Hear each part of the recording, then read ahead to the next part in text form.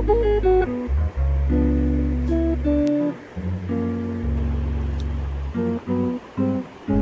বন্ধুরা, তোমরা চলে এসছো আনস্টপেবল অন্তরাতে। So good morning guys and start a new blog.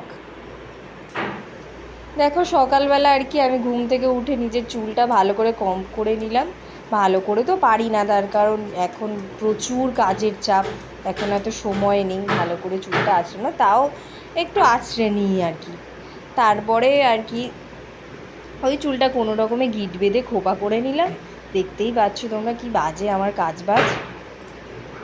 তারপরে আর কি একটু জল টল খেয়ে দাঁত মেজে তৈরি হয়ে গেলাম বাড়ির কাজ করার জন্য, যা তোমরা সবাই করো এবং আমরা হাউসওয়াইফরা একটু বেশিই করি হয়তো। সো আমার কিচেনের এই অবস্থা দেখে সবাই ভয় পেয়ে গেলে না তো? এই দাঁড়াও না একটুখানি, এক্ষুনি পরিষ্কার করে দিচ্ছি। দেখো এক্ষুনি একটা চুটকি দেবো আর ম্যাজিক করব, এক্ষুনি কিচেনটা একদম ঝকঝক চকচক করবে। এই দেখো হয়ে গেল তো পরিষ্কার। এখনও করছি বলছো? হ্যাঁ, ওই গ্যাসটা একটু মোছা বাকি ছিল, ওটাই একটু পরিষ্কার করে নিলাম। গ্যাসটা একটু চকচকে না করে মুছলে না আমার ভালো লাগে না।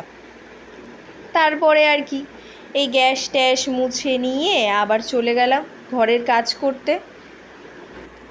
দেখো ভালো করে রান্নাঘরটা পরিষ্কার করে নিলাম। রান্নাঘরটা পরিষ্কার করে নিলে কি হয়, একটু কাজ টাজ করতে ভালোই লাগে। তারপরে আর কি বাসন মেজে নিলাম, ঘর টর ঝাড় দিয়ে দিলাম। এই তো আছে আমাদের ডেলি ব্লগে। আর কি আছে বলো তো আপলোড করার মতো? আমি তো বুঝি না, তোমরা কমেন্টস করো।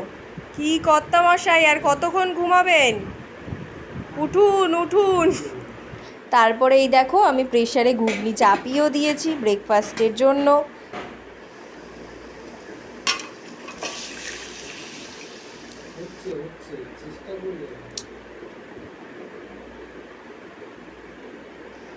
দেখে নাও ভালো করে, আতপ চাল এনেছি, একটা দই এনেছি, 50 ঘি এনেছি, আর তোমার ওইদিকে এ দেখো ওটা বোধ হয়, হ্যাঁ গরম এই তোমার বিরিয়ানির মশলাও এনেছি অনেকটা। মাংস ঠিকঠাক পিস করেছো তো? একদম।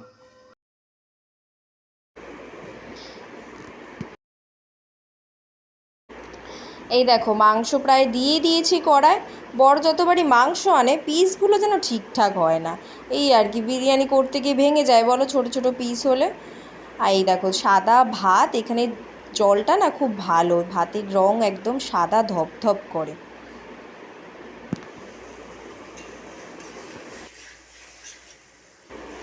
একদিকে আমার মাংস কষা হয়ে গেছে, একদিকে ভাত হয়ে গেছে, এবার পালা শো স্টপারের।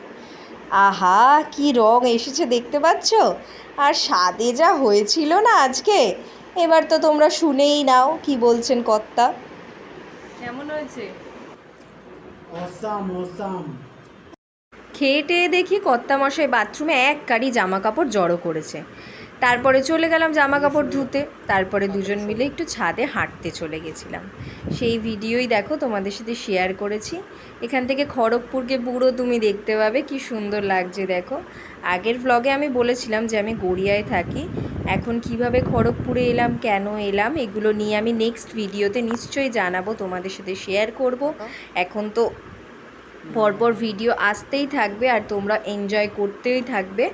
এই দেখো আমি ছাদে হাঁটছি, বড়মশাই ছোট্ট করে একটা ক্লিপস তুলে নিয়েছেন, আর নিচে কি আওয়াজ হচ্ছিল সেটাই বোধহয় আমি এখান দিয়ে শুনছিলাম। So guys please comment, share and subscribe, এবং দেখা হচ্ছে তোমাদের সাথে নেক্সট ব্লগে। সবাই খুব ভালো থেকো, শুভরাত্রি।